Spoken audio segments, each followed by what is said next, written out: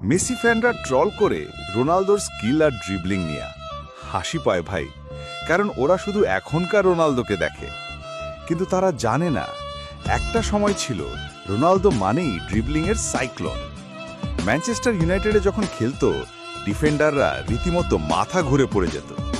একটা step over দিয়ে চোখের সামনে তিনজনকে কনফিউজ করত। ওর খেলা ছিল ফ্রি স্টাইল, অ্যাগ্রেসিভ আর একদম আনকম্প্রোমাইজিং। স্কিল দিত শো অফ করার জন্য না, দিত ডিফেন্ডারদের অপমান করার জন্য। আর হ্যাঁ, সেই রোনালদোর খেলাগুলা ইউটিউবে এখনো আছে, যদি সাহস থাকে একবার গিয়ে দেখো। তোমরা যে রোনালদোকে পেনাল্টি মার্চেন্ট বলো, সে ছিল এক সময়ের সবচেয়ে আনপ্রেডিক্টেবল উইঙ্গার। তখনকার ডিফেন্ডাররা ওর নাম শুনলেই কাঁপত। রিয়াল মাদ্রিদে গিয়ে শুধু আরেকটা ডাইমেনশন অ্যাড করছিল, পাওয়ার আর ফিনিশিং।